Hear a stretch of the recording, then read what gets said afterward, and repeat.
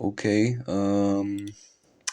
Takže mám tu 3 zariadenia, switch a server, ktoré vlastne pridáme spôsobom, že v tejto ponuke switch si nájdeme, že cez network devices a switches, dal som si hneď prvý switch, end devices a end device, proste v tej prvej ponuke je server a toto hneď vedľa toho home si môžeme brať z hociakých týchto zariadení, ja som si bral akorát tieto 3. Ďalšia vec, OK, nastavíme na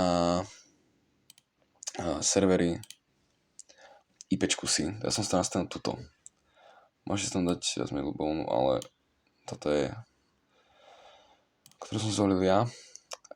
Ešte k tomu zapneme tuto v services IoT, tam je on, bežne je to off, ja tam dal som on, aby to fungovalo vlastne. Aj wireless, OK. Potom si môžeme prísť už asi na samotné tie zariadenia, kde vlastne si nastavíme tuto v Ethernete každú osobitne IPčku tohto.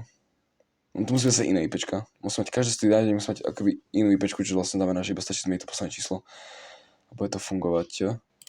A tuto si to na IoT server sa toto pripojíme tým, že dáme remote server, napíšeme tú IPčku toho servera a ešte vlastne username a password som vyťahol odtiaľ to, keď dáme, že server,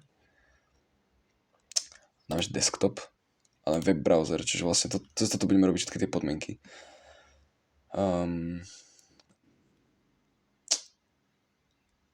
No, výborne. Tu dáme tú IPčku. To je takto. Áno.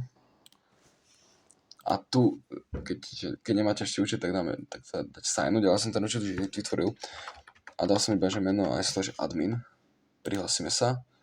A som tu. A už je pekne vidieť, že sa mi vlastne pripojila tá lampa na toto. Hej, takže vlastne to tam je nejaké tak spravené, takže ešte ukážem na tých ostatných, kde by som to nemal mať spravené. Prídeme na tieto dvere napríklad a tu mám svoju IPčku a to je jedno. Nastavíme toto ešte do Ethernetu, napríklad, že takto by to mohlo byť a tuto si dáme, že IPčku toho servera a dáme connect a funguje to. Je tam refresh, keby tam je connect, tak to nefunguje. Výborne, takže sme pripojili dvere ďalšie a tuto spravíme to isté.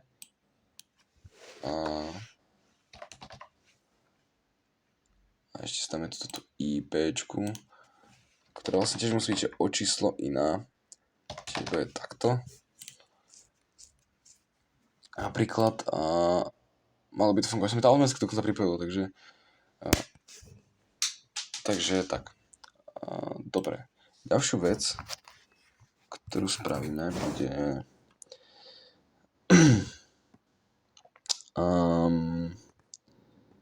ideme sem do toho serveru, web browser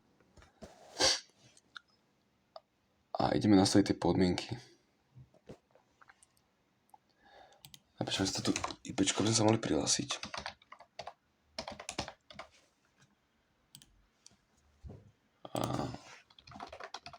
Admin.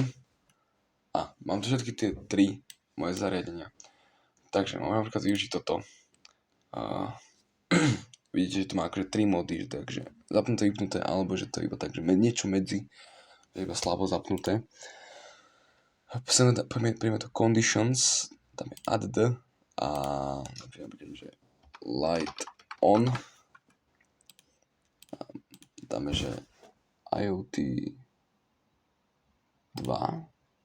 Tuším tento. Áno, IoT 2 je svetlo. Dáme, že status is on. Then set IoT 2 status on. To je jedna podmienka. Dáme, že light off a dáme tam takto status is off A takto. Vlastne, že keď je to off, tak je to off. Skrátka. A môžeme tam ešte dať ten light dim, čiže vlastne ten istý princíp, len vlastne, že bude slabo svietiť. Výborne. Na ďalšom zariadení to môžem spraviť IoT 1, to sú tie door. Takže prídeme tam iba add door open IoT 1. Áno. IoT 1 open is true, then set IoT 1 lock to unlock. Áno, takže chápeme, keď je pravda, že je otvorená, tak vlastne budú tie dvere odomknuté. Potom, že door closed. To je tiež ten princíp. Lock is lock. A potom dáme, že lock is lock. OK, to vlastne by sme mali vedieť otvárať a zatvárať dvere. Môžeme si to inak aj takto pozrieť. Napríklad pri tom svetle. Že len akoby teraz nesvietí, tu vidíme to naľavo. A teraz svieti a teraz vlastne iba slabo svieti. Pri tých dverách dúfam, že to bude fungovať tiež.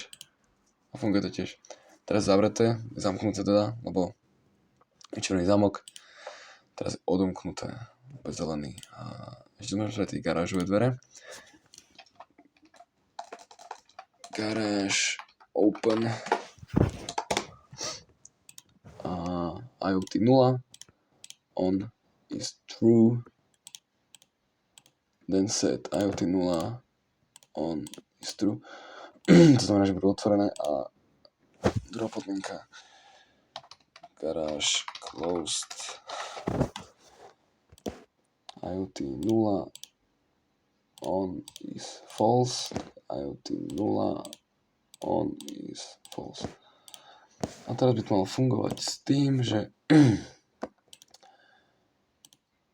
vlastne teraz otvorené a teraz zavreté.